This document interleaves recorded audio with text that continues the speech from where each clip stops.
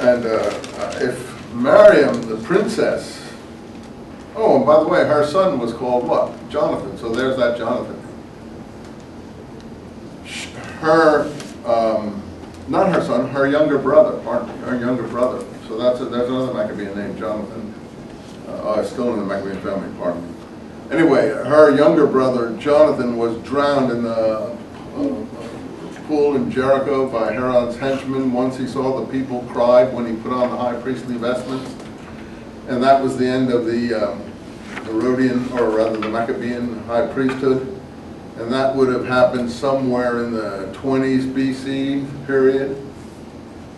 And she would have been killed, well, maybe in the 30s BC period, somewhere in there, 30s, 20s. And she would have been killed in that period too, when Herod went to Rome and got the support of, after Antony had been destroyed, Herod went to Rome and got the support of Octavian. You know who Anthony Octavian are if you've been looking at the mini-series at HBO called Rome. How many have watched that series? It's very good. I mean, it's popular entertainment, but it's really good history. And popular entertainment focused back against really good history. They're going to have a second series next spring. I know because my son knows very well the daughter of the writer of that. My son who hobnobs with people of that kind. He knows the daughter of the writer of that series, a guy called John Milius, who wrote Patton for, I forget the guy who was director of Patton at that time. Anyway, he wrote that movie Patton. He also wrote Heart of Darkness. What's the name of that movie where they did Heart of Darkness in modern dress up? Apocalypse Now? Huh? Apocalypse? Yeah, Apocalypse Now. He wrote that one. And he wrote that movie about Geronimo. And does a lot of surfing movies. He wrote Conan the Barbarian. So yeah, he gets around, yeah. But anyway, he's very interested in history, that guy. And if he does a historical thing, he's serious. So that Rome is an extremely good series. He took it up to the assassination of Julius Caesar. And obviously the next 15 episodes that are coming out in the spring will bring it up to the Battle of Actium and all the conflicts between Antony and Octavius. So as you may or may not know, Octavius was Julius Caesar's nephew or grandnephew, an adopted son's name, who later became Augustus, who started in effect the Julio-Claudian dynasty. And Augustus, of course, ushered in the peace of Augustus. Recently I saw in the newspaper, the New York Times, a huge altar that they found. Incredibly impressive altar that Augustus had built near the Tiber River. They put a, I think they put a Renzo piano architectural building on it, or Richard Meyer architectural building. I forget who the architect is that they hired to do it, because they were so happy to have this thing. And it was the altar Augustus built, I forget the name of it, but it had something to do with Pax, peace. The altar he built to peace, the Pax Romana, as we call it. And so it was under Augustus's reign that we get this Pax Romana. When did Augustus reign? Somewhere from the 30s BC on into about, the mid-teens AD or CE. 50-year reign or so, where he left his imprint on the Mediterranean world.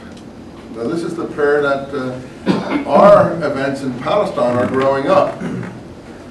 I mean, that makes Jesus born, according to our presentation here, in the reign of Augustus. I give the dates for all these things at the end of James, so you can look at that. But that altar to peace is, I think, significant in where the mindset is. So, again, think about that. I know that I've repeated this ad nauseum, but everyone loves peace. peace, peace, peace, peace. You can never get in trouble for calling peace. Everybody loves you if you say, I want peace. If you walk in the room and say, I want war, you know, it's not a good bedside manner. You're not going to win a lot of friends. I mean, you may secretly want war and call peace, but you're not going to win a lot of friends and influence a lot of people when you just go out there and are what I call a hostile person. So, you know, peace has won the day from Augustus's time to our own time. And you hear all the peace people today out there in front calling peace. No one blames a peace person. Everyone blames a person who's perceived as a war person.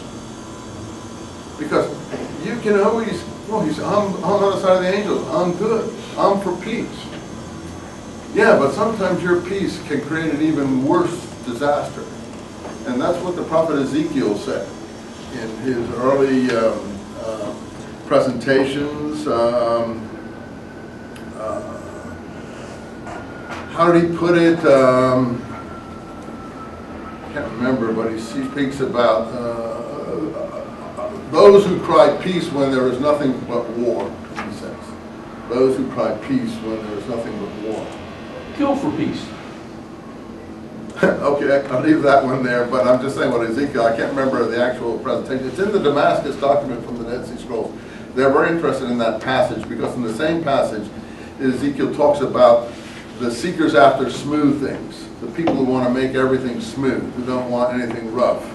And it's really a play. It's the Darkei Halakot. The Darkei, and I'm not saying about darkness. But Hebrew, they love to pun on words in Hebrew, just like we do in English. You know, Joe Schmo. You know, we love to pun and make fun of things and change the word. And we don't think anyone else did. They loved it too. So we know that, or we think, and I'm sure this is true, that I guess it's really the Darshei Halakot, seekers after smooth things. And we know, or think that we're really talking about just one slight shift in the letter, the Darshei Halachot. Now you geniuses in Jewish law and history and Talmudic thinking in this classroom, what does this word halachot mean to you? See, halachot means smooth things. But halachot means legal traditions, traditions of the ancestors. The going, halacha means